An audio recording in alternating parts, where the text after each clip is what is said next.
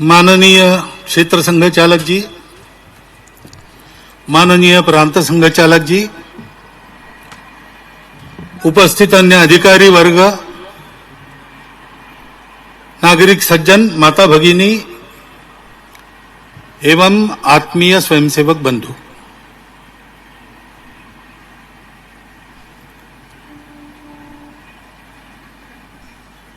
आज इस कार्यक्रम को हम देखते हैं तो संघ से जो परिचित नहीं है उनके मन में प्रश्न आता है। वैसे आज का दिन कोई पर्व त्योहार नहीं है। संघ के भी जो उत्सव होते हैं वैसा उत्सव नहीं है। ऐसा भी दिन नहीं है कि इतनी कड़ी धूप में हम घंटा भर यहां बैठे रहे। फिर भी पूरे मध्यबंग प्रांत से, सभी विभागों से, सभी जिलों से, सभी खंडों से संघ के स्वयंसेवक अपने खर्चे से, अपना गणवेश अपने खर्चे से करते हुए यहां पर उपस्थित है। कई प्रकार की बाधाएं आई होंगी। उन बाधाओं को दूर करते हुए सब लोग उपस्थित हैं। यह आग्रह क्यों है? संघ क्या करना चाहता है?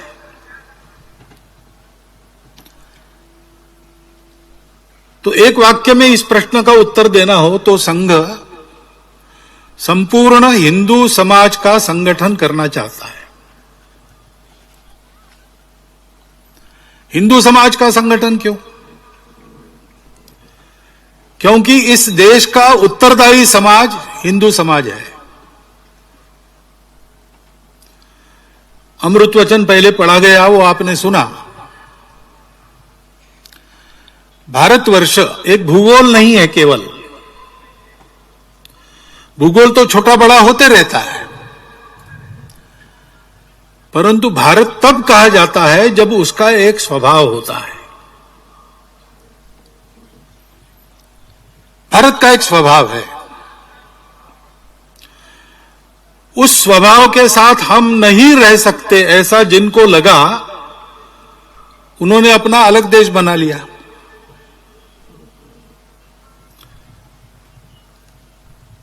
तो स्वाभाविक यह है कि जो नहीं बिछड़े उन सबको भारत नाम का स्वभाव चाहिए।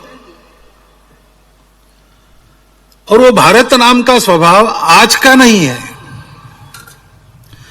15 अगस्त 1947 के बाद ऐसा नहीं है।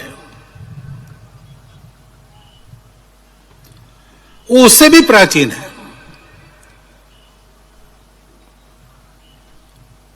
बहुत प्राचीन है। जब दुनिया के इतिहास ने आंखें खोली तो उसने इस भूभाग पर, जिसको भूगोल में इंडो ईरानियन प्लेट कहते हैं, इस भूभाग पर रहने वाले सबका यही स्वभाव पाया। वो स्वभाव क्या है? विश्व की विविधता को स्वीकार करके हिंदू चलता है। सभी की अपनी अपनी विशिष्टताएं होती है। हिंदू जानता है कि ये विशिष्टताएं जिस एक सत्य का आविष्कार है वो सत्य एक ही है।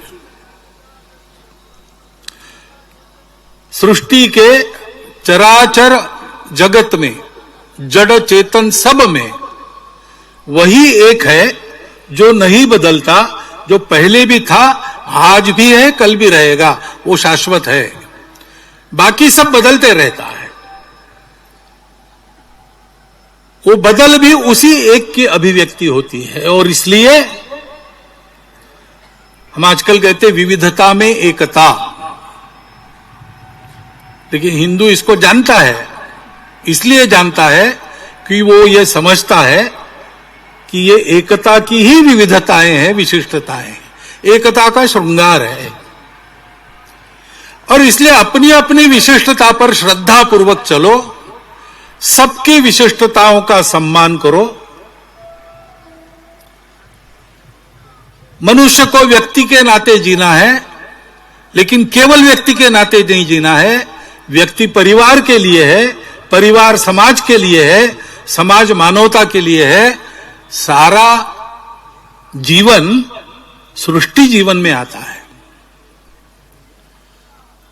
और इसलिए पर्यावरण की मित्रता भी उस स्वभाव में पहले से है। व्यक्ति बड़ा कि समाज बड़ा, यह विवाद यहां पर है नहीं। सबकी अपनी अपनी सत्ता है, अपनी सत्ता दूसरों की सत्ता को बड़ी करने के काम में आए। हम बड़े हों तो दूसरों को बड़ा करे, वही वास्तविक बड़प्पन है। हमारे यहां राजा महाराजाओं की कथा नहीं चलती, बहुत हो गए, कोई याद नहीं रखता। लेकिन उस राजा को याद रखते हैं जिसने अपने पिताजी के वचन के पालन के लिए 14 वर्ष वन में रहना स्वीकार किया। उसके भाई राजा की कथा चलती है जिसने 14 वर्ष तक अपने बड़े भाई की पादुका लेकर उनके नाम पर राज्य किया। 14 वर्ष के पश्चात अखंड सत्ता में रहने के बाद भी, भाई वापस आने के बाद उसका राज्य सही सलामत उसको सुपुर्द कर दिया। हमारे यहां धनवान भी बहुत है और हो चुके हैं, लेकिन धनवानों की कथा हमारे यहां नहीं चलती। हमारे यहां उस धनवान की कथा चलती है जिसने अपनी गाढ़ी संपत्ति को राणा प्रताप को स्वतंत्रता के संघर्ष के लिए अर्पित कर दिया। कौन कितना कमाता है, हमारे यहां उसका महत्व नहीं है। पूरे भारतवर्ष में एक ऐसे व्यक्ति का नाम चलता है जिसने एक पैसा नहीं कमाया, जो कहीं पर चुनकर नहीं आए, जिनकी माताजी की चिंता करने के लिए खेतड़ी के राजा मनी ऑर्डर भेजते थे, ये चिंता नहीं कर सकते थे, ऐसे अकिंचन थे। लेकिन उस स्वामी विवेकानंद का नाम सारे भारतवर्ष में चलता है। ये स्वभाव है तब भारत है, ये स्वभाव नहीं है तो भारत नहीं है। और ये स्वभाव परंपरा से जिनके पास आया, इस स्वभाव में प्रथम दीक्षित जो हुए और उस प्राचीन समय से आज तक जो उस स्वभाव का निर्वाह कर रहे हैं, ऐसे समूह को आज भारतवर्ष में हिंदू समाज कहा जाता है। वो हिंदू समाज और भारतवर्ष एक रूप है, क्योंकि वह हिंदू समाज सारे देश की विविधताओं को एक सूत्र में चलाने वाली भारतीय संस्कृति के आचरण का प्रयास करता है। आज की अवनत अवस्था में भी उसकी मान्यता ध्रुव है। मातृवत परदारेषु परद्रव्येषु लोष्ठवत आत्मवत सर्वभूतेषु यह पश्यति स पंडिता। पढ़ा लिखा विद्वान समझदार आदमी उसको कहते हैं जो महिलाओं में माता को देखता है, दूसरों के धन का अपहार नहीं करता, उसकी इच्छा नहीं करता, बिना कमाई खाता नहीं है, और जिन बातों के कारण हमको दुख होता है वो बातें दूसरों के प्रति हम नहीं करेंगे। सारे भारतवर्ष में आसित हिमाचल हिंदू समाज में, विश्व भर में फैले हिंदुओं में भी आचरण की मान्यता यही है। ऐसा करने का सब लोग प्रयास करते हैं, कुछ लोग कर पाते हैं, कुछ लोग नहीं कर पाते होंगे, लेकिन मान्यता तो यही है। यह भारतवर्ष की पहचान है। और इसलिए भारतवर्ष को अगर परम वैभव संपन्न बनाना है तो ये तो विश्व का सर्वमान्य सत्य है कि किसी देश के समाज की जो क्वालिटी है, समाज की जो गुणवत्ता है, वैसा वो देश बनता है। शासक होते हैं, प्रशासक होते हैं, महापुरुष होते हैं, नेता होते हैं, ये सब होते हैं।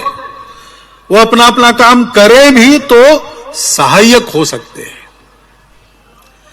देश का भाग्य परिवर्तन करने के लिए तो समाज को तैयार होना पड़ता है।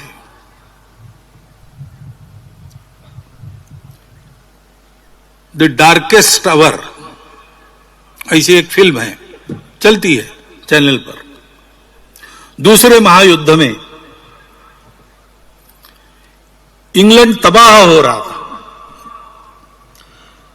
पास में लड़ने का बल नहीं था, एयरफोर्स नहीं था उस समय उसके पास, नेवी सारी खत्म हो गई, और डंकर्क में उनकी इन्फेंट्री के, आर्मी के 40,000 जवान घेरे में आ गए। उनको छुड़ाने के लिए पास जहाज नहीं है। मछुआरों की नौकाओं को एक एक भेजकर उनको लाना पड़ रहा है। वहां वो बचेंगे नहीं तो सीधा जर्मनी आक्रमण करेगा इंग्लैंड की भूमि पर। ऊपर से बमबारी हो रही है।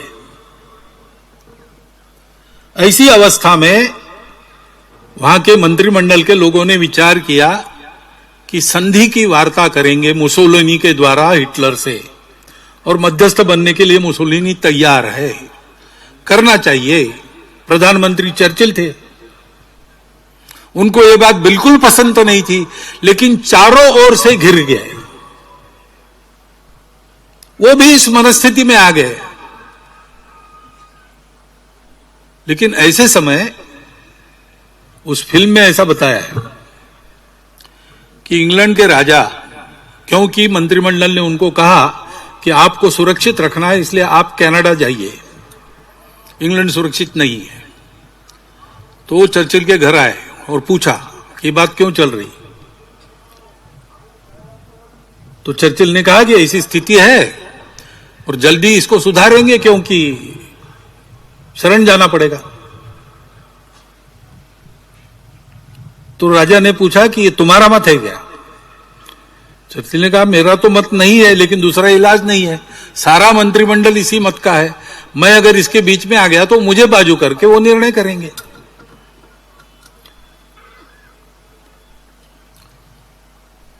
तो राजा उनको पूछता है कि तुमको चुन के किसने दिया?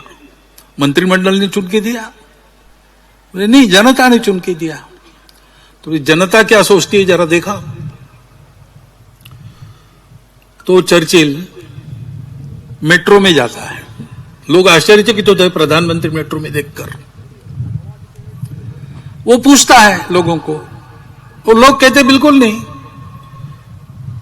हम लड़ेंगे, हम शरण नहीं होंगे, हमको नहीं झुकना है, हम आने नहीं देंगे उनको अंदर।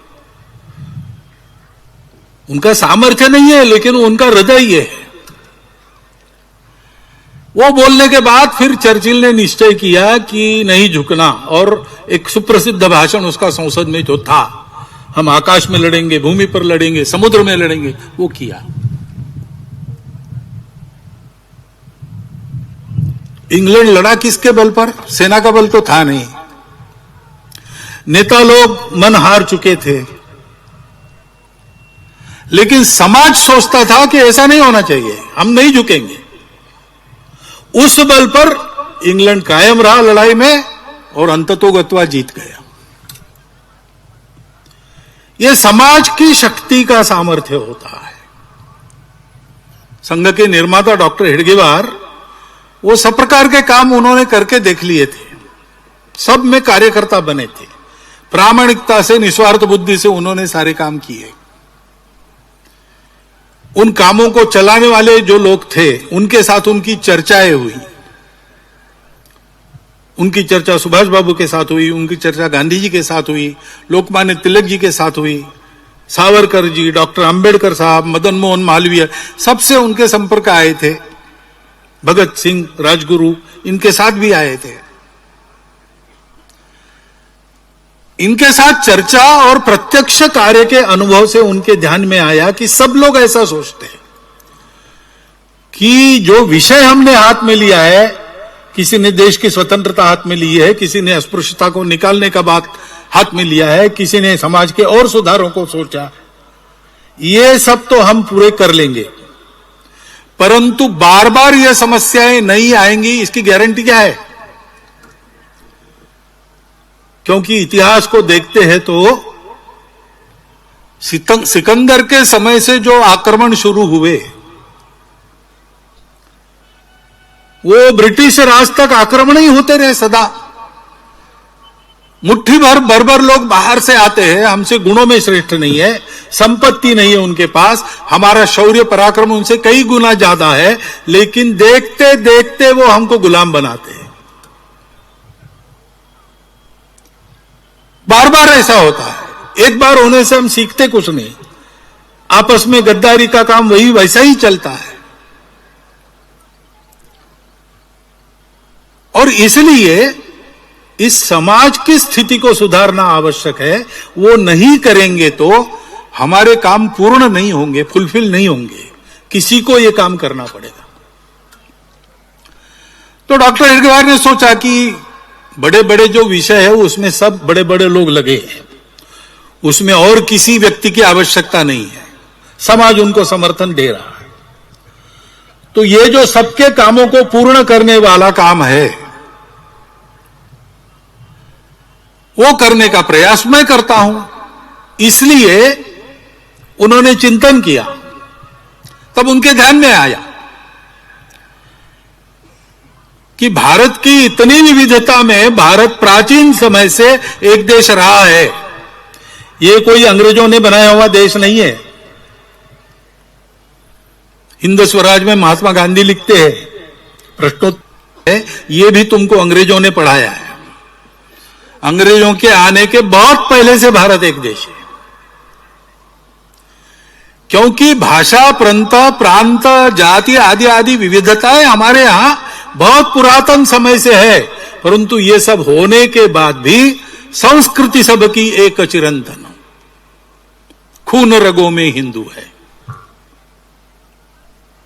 हमको हिंदू उस संस्कृति के कारण कहा जाता है, वो हमारी पहचान है, वो किसी एक विशिष्ट पंथ संप्रदाय ऐसा नाम नहीं है, किसी विशिष्ट भाषा का नाम नहीं है।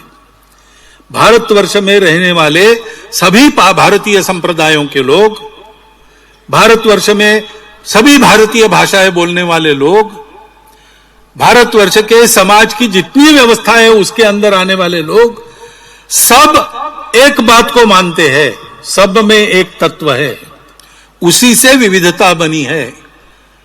इसलिए विविधता में भी एकता देखो। एकता का साक्षात्कार जीवन का परमोच्च लक्ष्य, उपभोग नहीं, संयम चाहिए। सुख बाहर नहीं मिलता, अंदर का सुख उसको प्राप्त करो। समान मान्यता भारतवर्ष के अंदर है, उसके कारण भारतवर्ष एक है।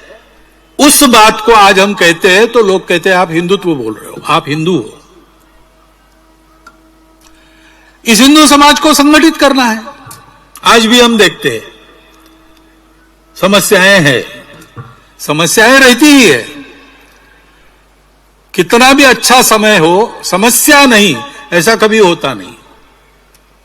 मनुष्य के जीवन में नित्य बाधाओं को पार करते हुए ही जाना पड़ता है। वैसे समाज के जीवन में भी छोटी मोटी समस्याएं हमेशा रहती है, कभी ज्यादा समस्याएं, कभी बड़ी समस्याएं, कभी छोटी समस्याएं, परंतु समस्याएं क्या है इससे फर्क नहीं पड़ता। समस्याओं को झेलने वाला कितना तैयार है।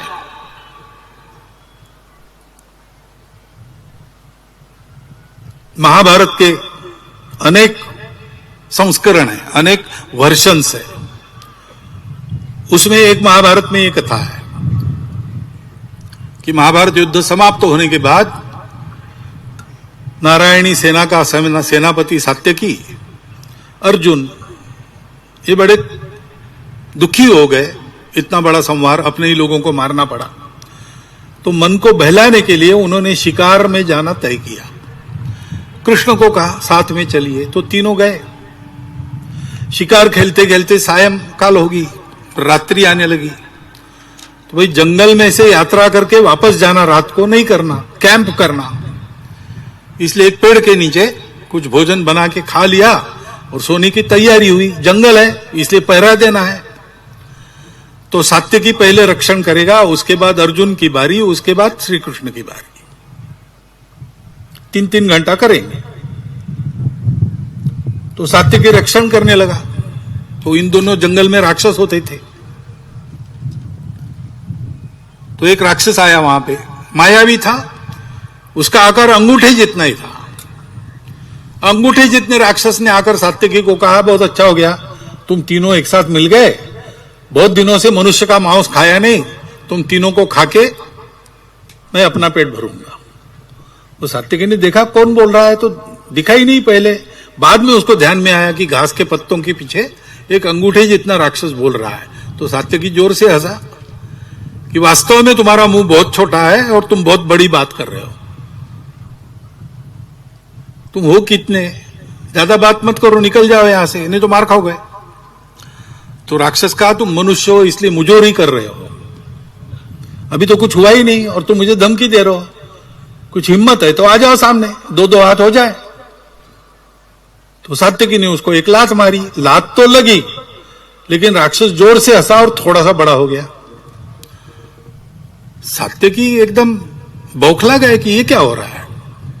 उसने और मारना शुरू किया, लेकिन राक्षस मार खाए और बड़ा होते जाए। सात्यकी चिढ़ गया, बौखला गया, स्वयं पर ही क्रोध आने लगा, डर भी गया और राक्षस पर प्रहार करने लगा। लेकिन हुआ यही कि 3 घंटा राक्षस को मारते मारते राक्षस सात्यकी जितना बड़ा हो गया। तब सात्यकी को याद आया कि अपनी बारी समाप्त हो गई। तो उसने अर्जुन को जगाया, बताया भैया वहां एक ऐसा राक्षस है, तो जरा संभाल के। अर्जुन ने कहा मेरे पास दिव्यास्त्र है, मैं नहीं डरता राक्षसों, बहुत राक्षसों को मैंने मारा है। अर्जुन गया, देखा उसने राक्षस खड़ा है। उसने राक्षस को कहा कि भाग जाओ, अपने प्राण बचाने हैं तो, क्योंकि अब तुम्हारा पाला मेरे से है। मैं कौन हूं जानते हो? मैं अर्जुन हूं, कर्ण और भीष्म को परास्त किया, महाभारत युद्ध से बचकर निकला हूं। तो राक्षस ने कहा अच्छा, तुम वही अर्जुन हो क्या? हमने तुम्हारी कहानी सुनी है, एक नपुंसक के पीछे खड़े रहकर अपने ही दादाजी के पीठ पर तुमने बाण चलाए और कर्ण रथ का पहिया उखाड़ने में लगा था, तब उसको मारा और अपने आप को दुनिया को सर्वश्रेष्ठ धनुर्धर कहते हो। तो अर्जुन चिढ़ गया और उसने अपने अस्त्र चलाना शुरू किया। लेकिन हुआ यही कि अस्त्रों के आघात होते रहे, राक्षस ताल के पेड़ के जैसा बड़ा हो गया। अर्जुन की बारी समाप्त हो गई।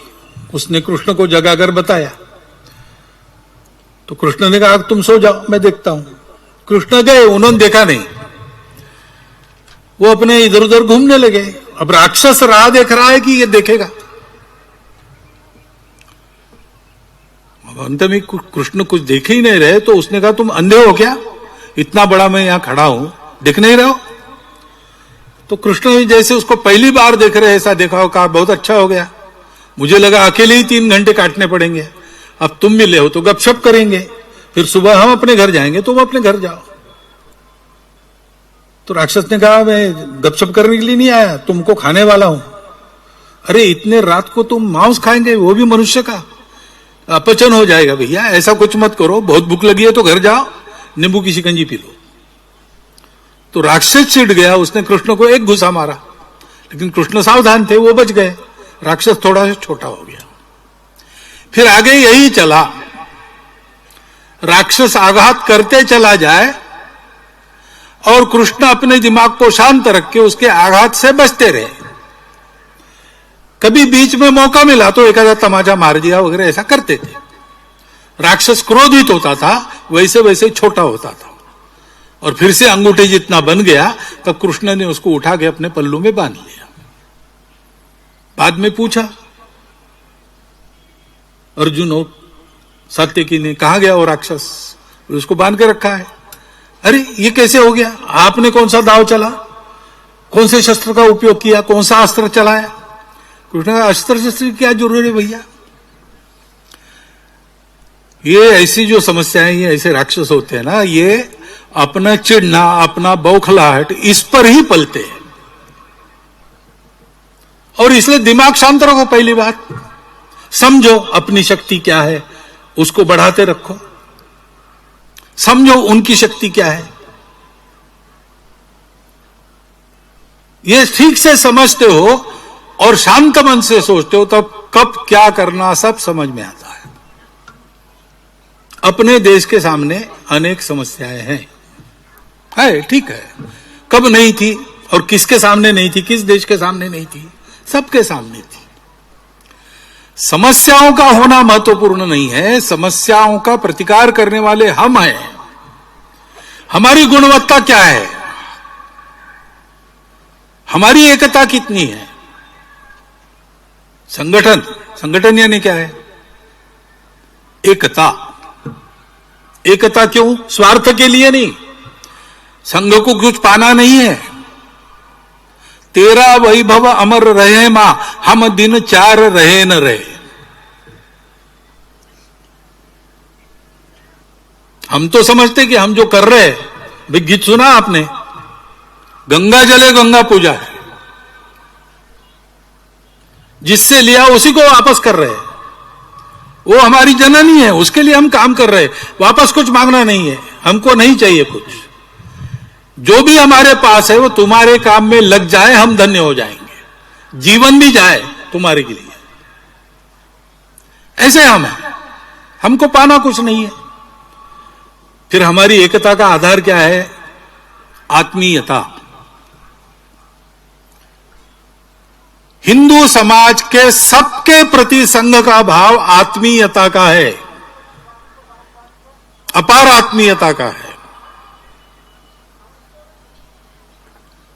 और हिंदू समाज के मन में संपूर्ण विश्व के प्रति आत्मीयता है। वसुधैव कुटुंबकम कहने वाला हिंदू समाज है। उस हिंदू समाज के घटक के नाते संघ कार्य का आधार भी शुद्ध सात्विक प्रेम है। ये प्रेम स्वार्थ के लिए नहीं है, ये प्रेम ध्येय के लिए है। परम वैभवम ने तुम्हें तत्स्वराष्ट्रम, इसके लिए हम काम कर रहे हैं। और वह परम वैभव देश का जब होगा, तब देश क्या सोचेगा? देश सोचेगा, हिंदू समाज सोचेगा, हिंदू राष्ट्र सोचेगा वसुधैव कुटुंबकम। भारत बड़ा होता है, सारी दुनिया की मित्रता करता है, शत्रुता करने वालों से भी मित्रता करने का प्रयास करता है। ये इतिहास है और वर्तमान है। बाकी सब लोग स्वार्थ की सोचते हैं, हम लोग संबंधों की सोचते हैं।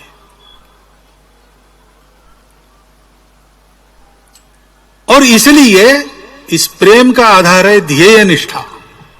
संपूर्ण हिंदू समाज को संगठित करते हुए, हिंदू धर्म संस्कृति समाज का संरक्षण करते हुए अपने इस भारतवर्ष को परम वैभव संपन्न बनाना ये ध्येय है।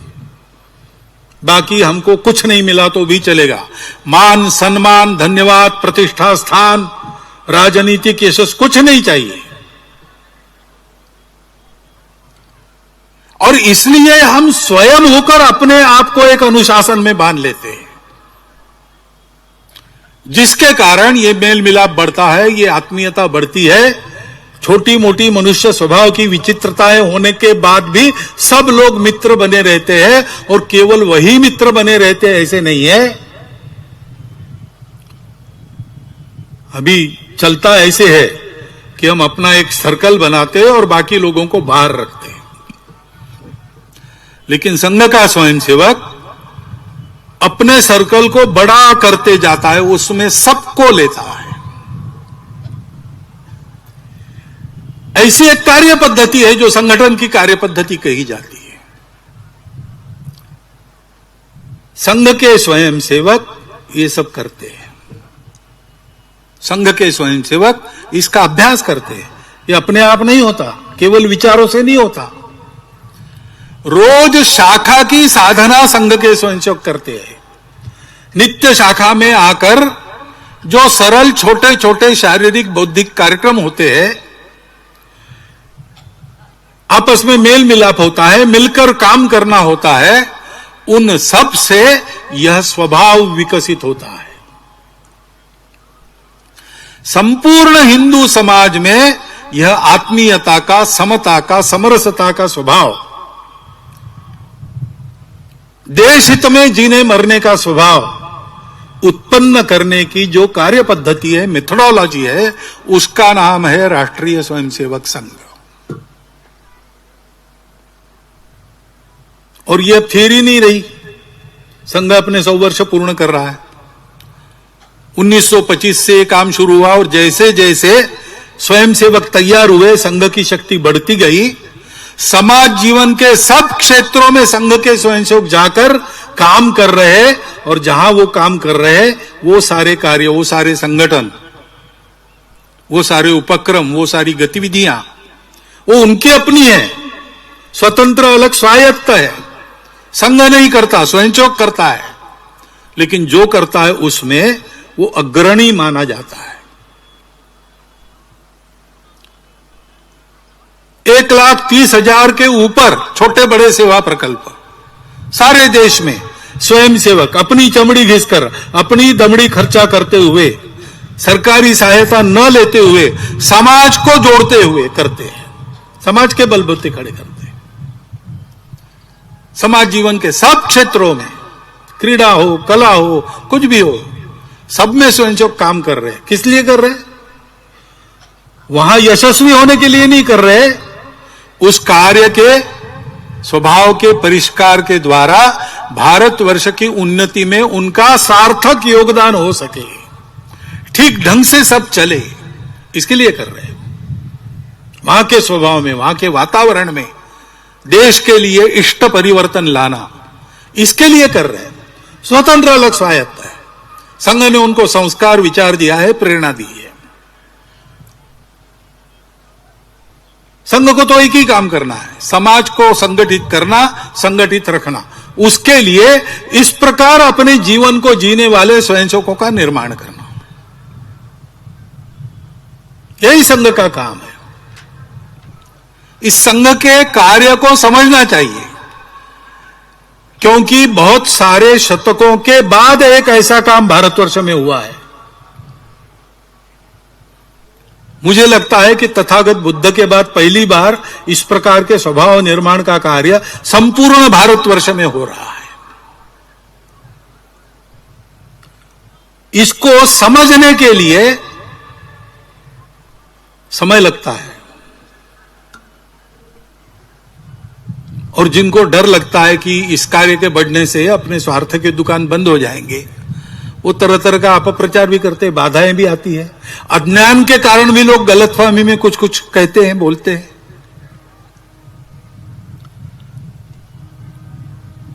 लेकिन मेरी प्रार्थना है कि इस संघ को समझने के लिए आप संघ के अंदर आइए।